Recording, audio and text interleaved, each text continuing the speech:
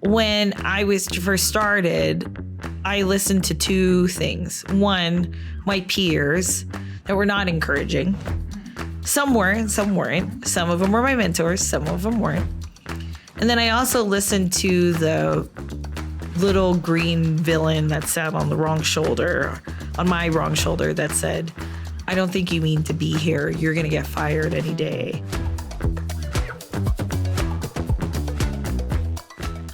No, so the total side note before I forget, the show that everybody has an inner person, an inner character of, Ron Swanson. Yeah. I love Parks and Rec. I honestly I've been going through grief and depression and crying every day recently and just having a very hard time. And I needed a little boost. And like, I need some Leslie Knope.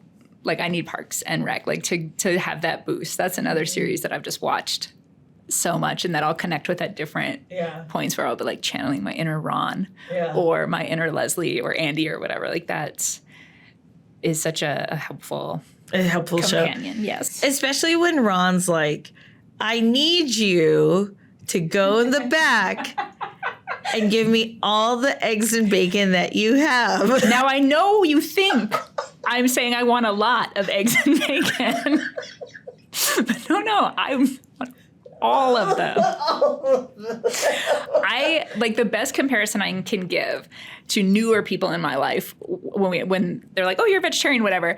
People, like, I ran into an old friend that I used to live with and all that stuff, and we were having dinner, and I ordered a vegetarian meal. And she's like, oh my gosh, you're going to order vegetarian? And I was like, yeah, I actually stopped eating meat in 2016. And it broke her brain. She could not imagine. She's like, but you were like the lady Ron Swanson when it came to meat. Oh, no. Like, meat on meat with a side of meat all for every meal all the time. Like, it was not like a quick transition to stop eating meat. I was absolutely Ron Swanson. Yeah. Oh, okay. So he's not necessarily the greatest introduction into imposter syndrome. I disagree. I think actually because he's like a beacon of authentic living. I thought you said bacon of authentic living. Can we get her a snack? I think of an episode in particular where he discovers online reviews. And somebody left an online review and it was anonymous. And he was like, why would you? So he actually goes and writes reviews, signs them, and like hands them personally to, and they're like, why would you do that? And he goes, because that's my word. I stand by it. That's my opinion. Why would I hide? He doesn't care if people like him, dislike him. He is who he is. Yes. No apology. And he doesn't try to be anyone else. Yes. Which is the key to defeating Oh, is that how we're tying back syndrome. It is. I'm like, just go, like, let Ron Swanson be your guide on just showing up as you are and allowing the right situation and people to fit you. Okay, hold on. I know we need to really talk. How did you feel when he started throwing away the vegan bacon? I don't. I'll have another. Well, ain't nobody want vegan bacon. Yeah. Sorry. To each their own. I don't want vegan. See, even he doesn't want vegan. The vegan doesn't want vegan. Just let bacon be bacon. Yeah. Okay. No imposter bacon. Bacon. No imposter bacon. Smells delicious. It tastes. It's just animal fat that somehow we've like agreed is a food. Imposter bacon. No imposter bacon. That's hilarious. Okay, so today's episode we're talking about imposter bacon. Yes, in lunch. Imposter syndrome. Damn it, I almost said imposter bacon. Imposter syndrome. Now referred, we'll be like, is this imposter bacon? It's this imposter bacon. So we're talking about imposter syndrome. Many of us have experienced this feeling of, how did I get here? Why am I here? I don't deserve to be here. What am I doing here? I'm not an expert, etc. So find out. Yes. Yeah. Yeah. That constant fear. Mm-hmm, the constant fear, the constant questioning. How we got there in the first place. How did we somehow as a society have individuals wondering if whether or not we're legit or not? Yep. Right? So talk about a time that you might have felt where you might have had a serious case of the imposter bacons. My entire first career in media, in film and television, I was always in that space of they're going to find out I shouldn't be the one doing this, especially on the technical side. When I moved up into being on the producing side, that changed a lot because that was actually an appropriate role for me.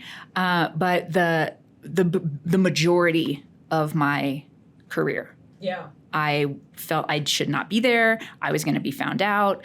That I felt like I was lying to people, and I'd have to be like, but no, Jace, you do have your degree in this, and you have worked for these networks. Like, this is factual information, but it felt like I was lying because I didn't believe it myself. I had gone through the whole thing of imposter syndrome, so it followed me. And I'm going to bring in some other points on this later on, things that I discovered. But yeah, basically my entire time at university and in a 12-year-long career. That's awesome. Yeah. Well, it's not awesome that you experienced that. Yeah. It was very stressful, but I think it's awesome now where you can look back and say, why was I so mean to myself, right? About that. How long do we have? Yeah. We'll get into about tools, takeaways about imposter syndrome. I think for me, it's kind of the 1-2 punch. So my imposter phase when I ate the bacon was most likely, it's going to be a thing. When I was first started into public relations at an agency, and I was the social media person, account executive, online account executive, you whatever you want to call it. I was just the person that at first, I even say it to say, I was just the person just to do social media. But no, I was a really critical piece. And in fact, my accreditation in public relations, for those of you that didn't listen to the last episode, the APR is a meaningful tool to any public relations practitioner. And it's like a social worker's LISW, like a licensure in social work. It's a payroll specialist CPP. You're highly regarded by your peers. You have the highest accreditation possible. You understand the curriculum. You understand the theories. You understand the history.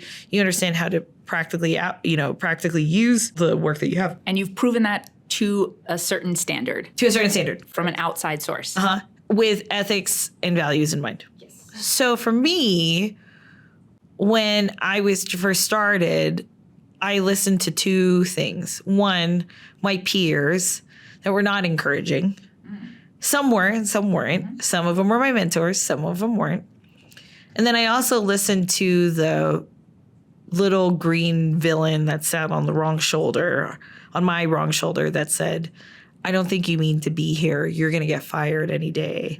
And previously I had gotten fired before because I wasn't the right fit. I wasn't part of the right culture. I didn't have the skills that they thought that I had. I wasn't demonstrating this capability well enough. I wasn't smart enough for them. I wasn't experienced enough for them. So the perpetual defeats led to this imposter syndrome that I had. And I'll never forget that time too, because I remember specifically telling a boyfriend at the time, I think you should break up with me because I'm an ultimate failure when I was younger. And so fast forward, in May, I got my accreditation in public relations. When I started the process almost a year and a half ago, I said, this is going to help me fight that imposter syndrome. It did and it didn't. It gave me a level of confidence to not only our clients, but also to our peers that my accreditation will put us above the competition. At least I hope so. But at the same time, it also provided me this feeling of you can do it. And if you want to use this as a middle finger to the people that have fired you or told you no before, then go for it, Kristelle. But at the end of the day, you got to be nice to yourself, accreditation or not. And that's when I realized that's how you fight imposter syndrome, is that you don't have to beat yourself up or tell yourself you don't deserve to be here, right? And, we talked about mentorship in the last episode. I think that's one of the ways that mentors can help mentees fight their imposter syndrome is tell them, like, you're here for a reason, So a couple thoughts on that for sure. So when what was a vivid moment in your media side? You worked for KUNM, right? When you're at KUNM and you got your media degree, et cetera, what was the one moment where you had the aha moment and said, oh, I am ready to be here. I am badass. Like, I actually do know what I'm doing.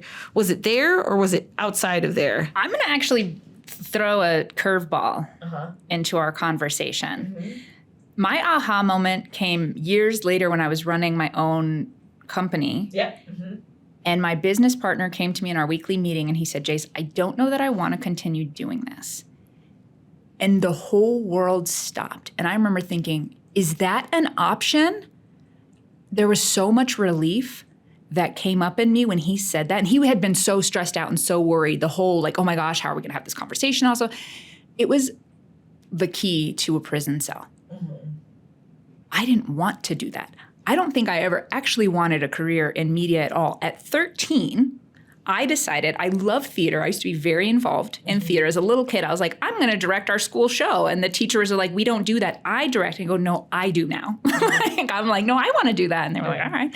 So I decided at 13, I want to be in that, but there's not money or jobs in theater, but there's a whole film industry. So I'm going to do film. And then I never questioned it again. And I just continued that pursuit from 13. And then I went to school for it. And then I was doing it. I didn't really have classmates that I enjoyed. I didn't really love my area of study very much, except documentary, where then I was engaging with people and learning how things work and all of that. And so for me, that sense of I don't belong here actually was true. I didn't belong there. I didn't want to be there. I felt I had to. It's like, well, I already made this decision and now I have the degree and, keep working in it. And then you get the next job because that's your background. And it was like I was just caught in that down the snowball and it was too late.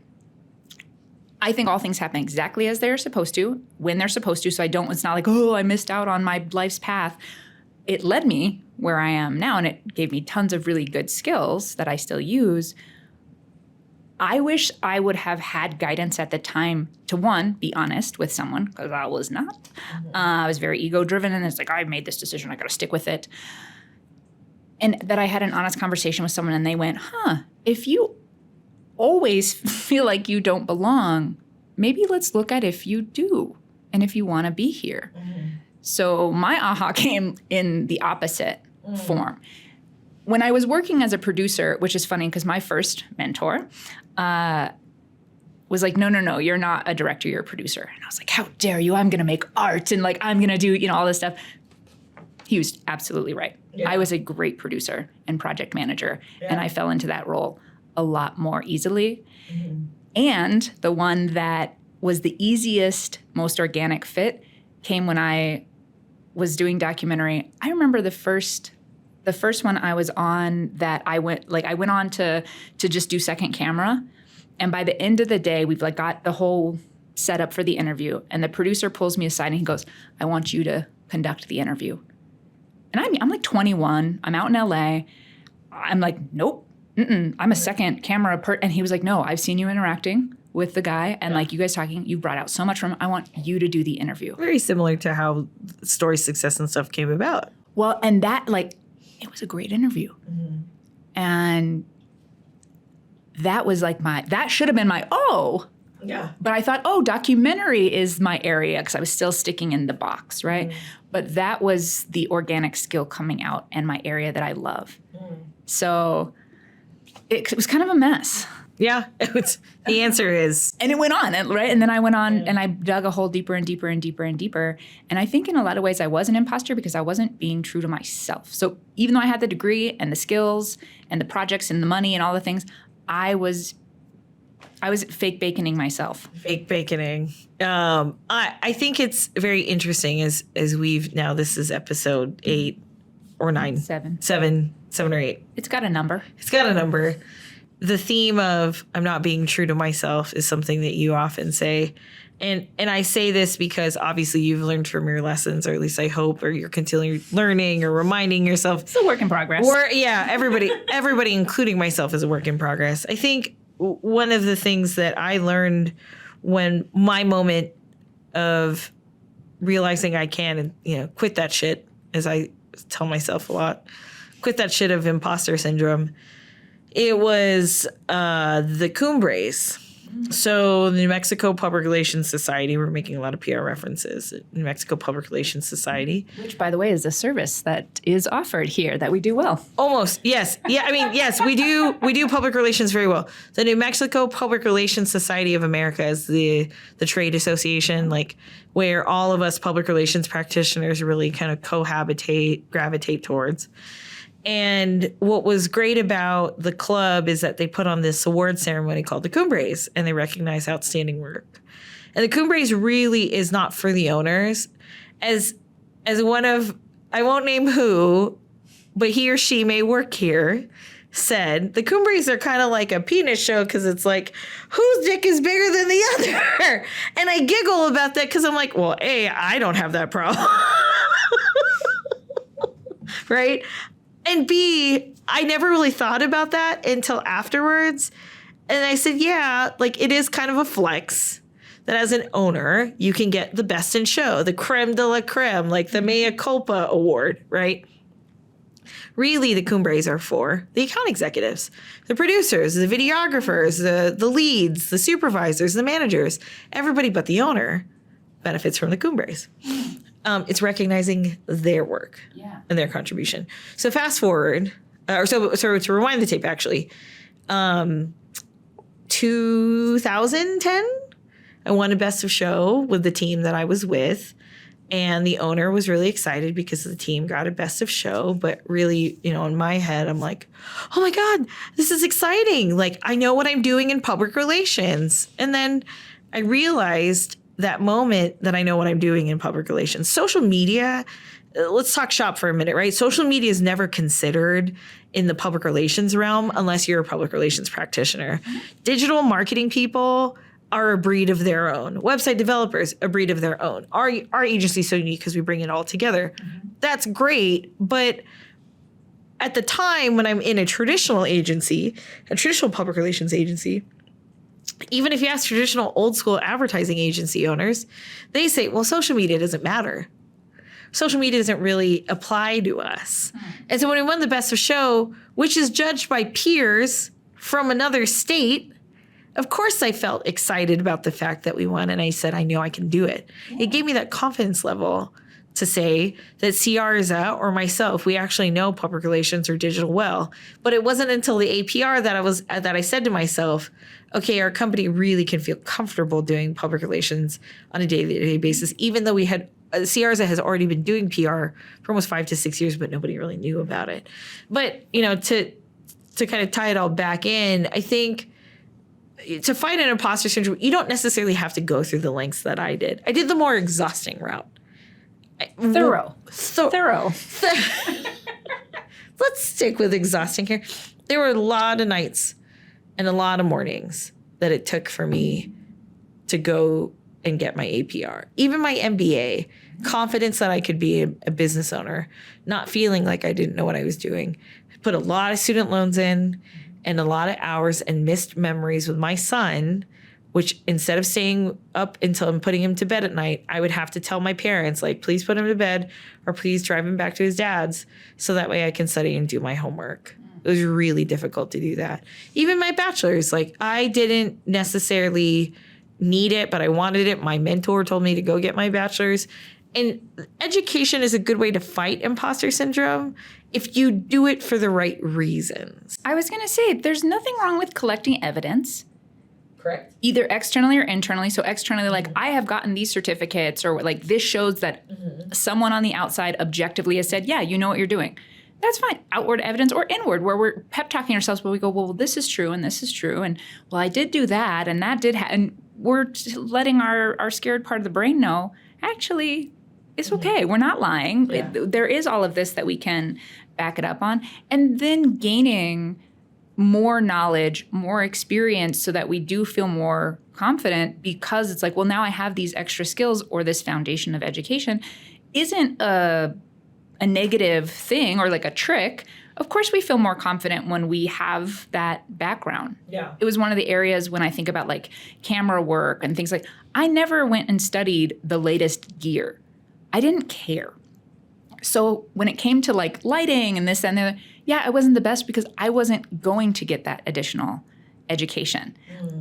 So was I behind? Yeah. Did I feel like it? Yes. So that would have helped. So there's nothing wrong with, I don't feel super strong here. Let me go strengthen these areas I don't feel strong in. Sure. Great. Yeah, but one of the things, one of the things that we can point out when it comes to imposter syndrome is that some people actually burn themselves out, right? From the imposter syndrome. Stressful. And I think that for me in my 20s, I burnt myself out a lot sooner than I anticipated because I burned myself out on never really feeling satisfied or shaking the feeling of imposter syndrome. So I think that's something to very much mention that, have you ever felt the moment where you looked at a wall and you said, I know that there's more for me to learn or there's more for me to prove, but I have nothing left in the tank anymore? Absolutely. Yeah, everybody's felt that moment in some way, shape, or form. Sometimes we have the grace to be nice to ourselves and sometimes we don't. And that's what gets really difficult, especially looking at it from a cultural perspective. Asians have that model minority myth, right? That they're not good enough or they have to be that model minority. It's almost the imposter syndrome morphed into the model minority myth. You look at the SCOTUS ruling, and it was an affirmative action case that actually didn't work in the case of Asians in Harvard. And Asians are a perfect example of how they constantly have to fight the model minority myth of being pushed to be at the top when really they're just human beings just like the rest of us, right? Same thing with the imposter syndrome too, where we constantly have to push ourselves to say, I don't belong here, but I'm fighting to belong here. That's exhausting. So exhausting. Absolutely. So, yeah. Very, very different take on burnout, I think.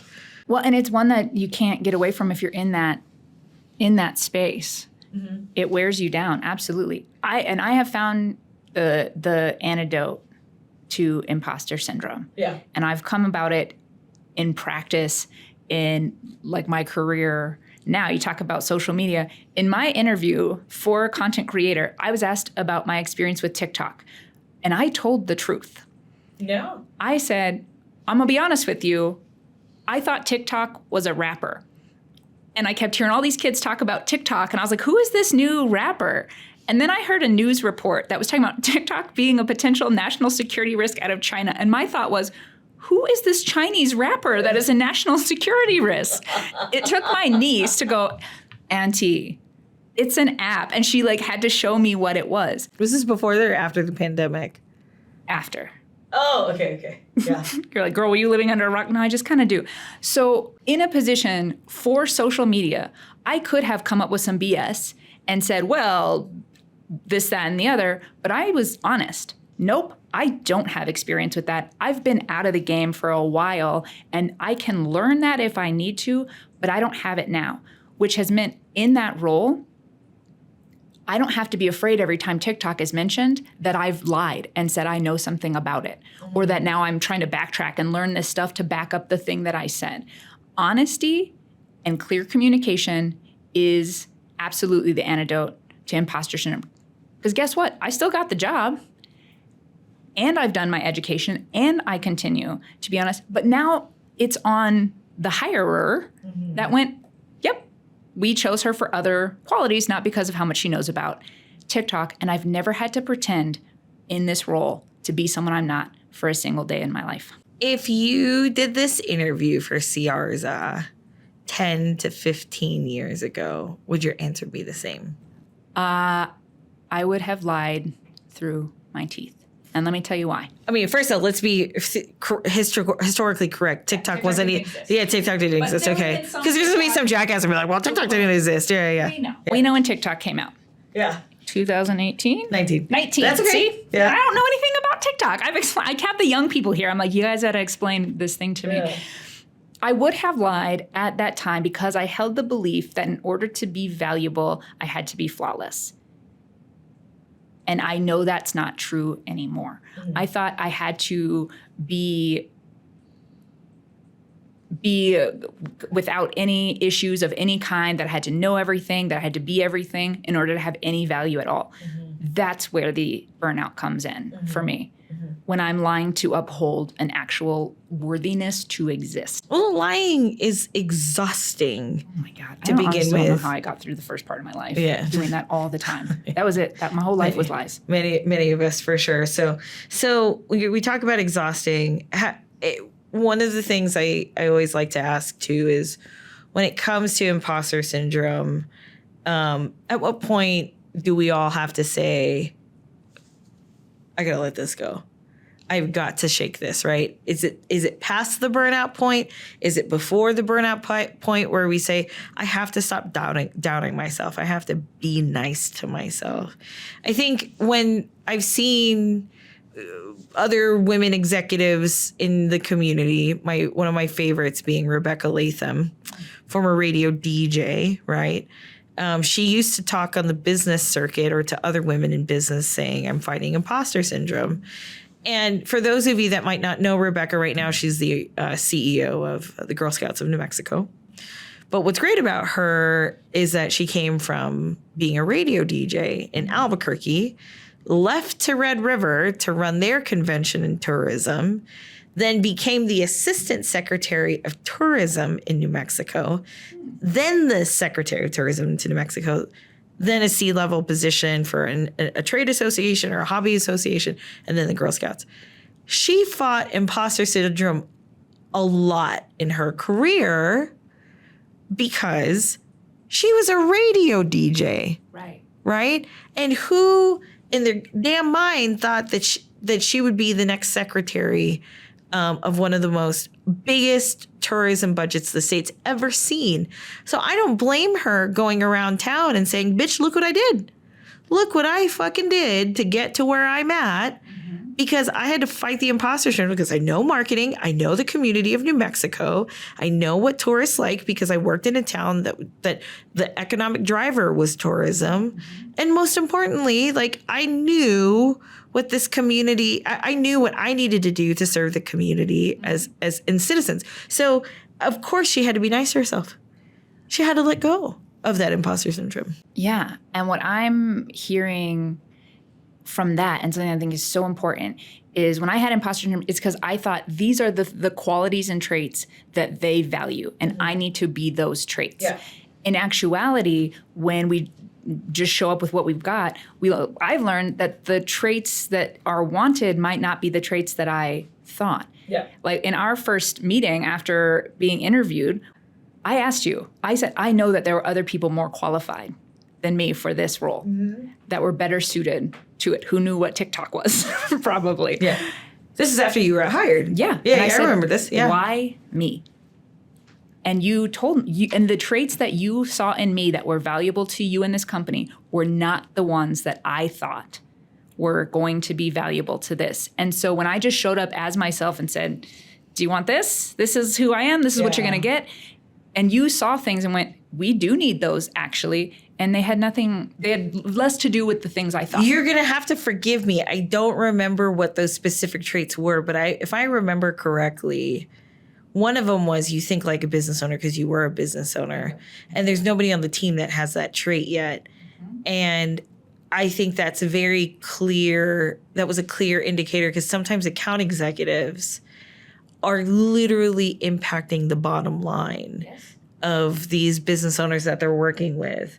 And they can't feel like someone can relate to them until they actually go in and have a mastermind like you to say, no, that I don't think this is what you need, et cetera. What credibility can the account executive have whenever they haven't ran the business? Right. Credibility and imposter syndrome, whole different ballgame, right? But credibility is something we have to take into consideration. So that's why, yes, I do remember that.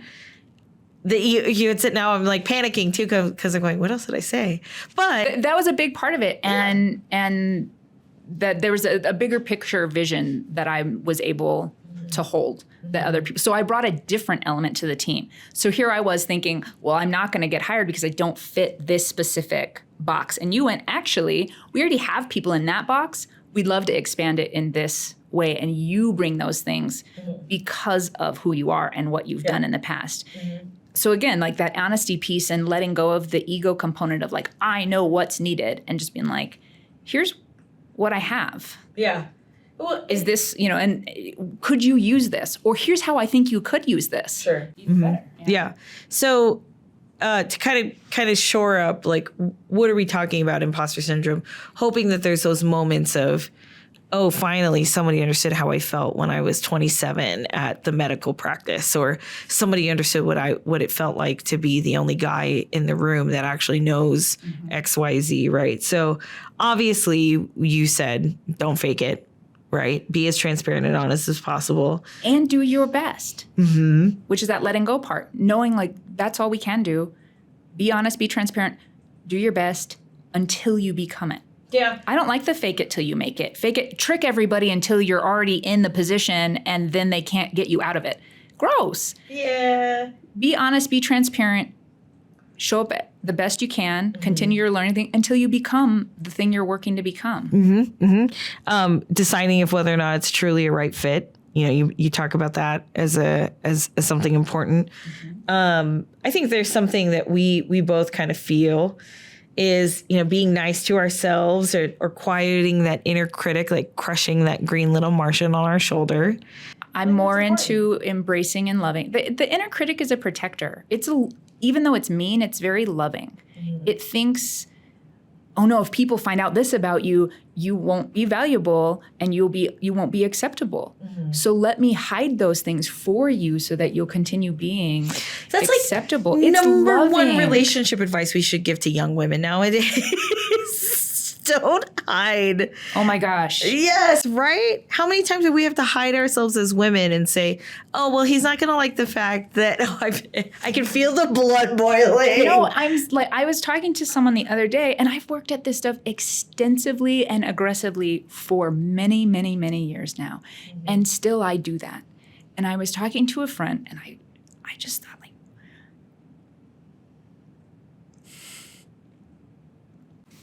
hold my hand. when is it enough? When have I done enough? When have I become enough?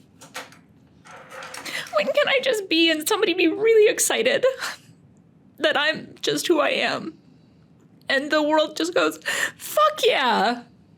Jace Downey, man, like, that's the stuff over there. Like, and then I don't have to have this sense, because I don't, nobody's telling me. No one from the outside world is telling me I have to change. It's all inside. It's those old beliefs. And it's so tiring. And I am fucking awesome. I'm like, maybe I don't have like the certain qualities for things, whatever. I don't care. Like, I bring a lot with me. And when is the work done where every single part of me believes that? Did you hit the burnout phase? Oh, honey, I've gone through the burnout phase. So I'd be burning out. I've been coming back. Like, I'm a get back on the horse kind of person. But it's like, when do I just get to rest into who I am and trust that it is enough, that I am worthy? Because I know that, and I know that, but all of that old wiring isn't changed yet. And even that process. Yeah. I'm going to leave it at that. No, I'm going to leave it at that. And while I know that we could very much continue on about this topic, I think this is the beauty of stories, success, and stuff, that there are moments where we cry, we tear, we have a story to tell, we heal. We don't heal, and we reopen wounds. That's what's most important. But I think if there is only one big comment that goes equally for the both of us, is that we've both been authentically ourselves. What we do here, what we do outside of the office, what we do in the community, what we do for other people, like, that can't change. We've authentically been ourselves. You should be really proud of that. And the truth is, I'm rewarded for it almost every time. There are some people, I'm not their jam. I'm too aggressive at kickball, maybe. I don't know. Like, there's things like I'm very aggressive at kickball, apparently. I'm weirdly competitive myself. The team teases me about our scavenger hunt from the holiday party. I take scavenger hunts very seriously. Okay, Ron Swanson. But oh, man. That was great. Almost every time when I do show up as myself, people they either don't care because they got their own stuff going on, or it is celebrated, or I am rewarded for it because it's like, yeah, that is what we want. And so this is an inside job. Yeah, but I know that we wanted to wrap up this podcast, but I think this is really important to say, right? You and I are women, and Justin as a man here, that we might be talking to the choir or preaching or just being us, right? But at the end of the day, shit, we're not perfect either. We fight this imposter syndrome all the time, even in this conversation in front of us today, right? Sometimes I look around the room and I go, who's the adult here? Like not as like a job, but like just in life, I go, who's supposed to be like, who can make these, like, who do I turn to? Who's the adult here? And the answer is like, honey, it's you now. And I'm like that. I always say like, who allowed this? I like tell my mom, who allowed this? How am I out in the world being the adult? Like who okayed this? I don't think I'm like an imposter as a human person, as an adult. I'm imagining so many people right now snapping their fingers.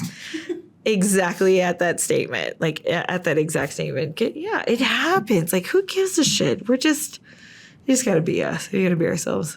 Yeah, and then be kind and patient. I love that you keep bringing that up. That being kind, being gracious with ourselves, and that is the inside work where we go, yep, that's enough. That's what you got. That's exactly perfect right now. Oh my God, I'm so mean to myself. Yeah. So mean. Like I kept on saying.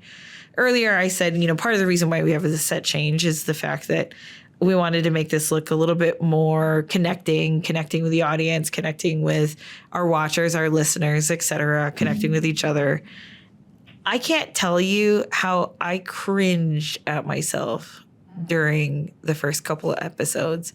I mentioned that. I said, I can watch myself on New Mexico and Focus on PBS, but I can't watch myself talking to you because I was just so mean to myself, right? Even this whole wedding regimen, working on your skin routine. I've got 59 days until I get married. And I have to constantly tell myself, like, Kristelle, stop being so mean to yourself and saying that you look fat, you look ugly, your skin routine sucks. I look at these pictures of myself. I'm like, I don't look half bad. Girl, I just need to shut the fuck up. Yeah. I just need to, in my head, I just need to do that, right? Or do the opposite. So something that I refer to as positive opposing statements, where instead of saying, if I was worried like, oh, I'm too heavy or whatever, like I'm fat. The opposing statement wouldn't be, I'm thin. Like it doesn't have to just be the opposite, but it's like, I have value exactly the way I look right now. Mm-hmm. Like I can love how I look right now. Like we have to change the language ourselves. Like that's that inside job, and that's the kindness piece to it. Because would you marry Spencer if he was telling you, you only have 59 days left, Kristelle, you are not doing your skin regimen. How many times have you hit the gym this week? Only 4? Yeah, not enough, girl. Get on it. How are you going to fit into that? You would not go through that marriage. No. That is an abusive relationship we hold with ourselves, and somehow society has told us not only that it's okay, but it's responsible. Yeah. Oh, yeah, 100%. And I appreciate how in the last 2 to 3 years, society has really started to open up itself to taboo subjects like this, right? Mm-hmm. Why are we mean to ourselves? What is imposter syndrome? What does self-depreciating actually look like? Yeah. Mental health as a whole, right? All of us are kind of exploring those opportunities, those conversations, I should say. We're exploring those conversations, and I think just society's becoming more open to having those conversations too. I know that we got to run. Our time is almost up. I think Stories and Success and stuff has been such a success, not only because of hard-hitting questions, conversations, and laughs and tears. Thank you for being my sidekick, my host with this. Most importantly, find us on your favorite streaming podcast network. Find us on YouTube, obviously. As my favorite podcaster, Rick Shields in golf says, smash that like button and ring that bell. Hit that bell.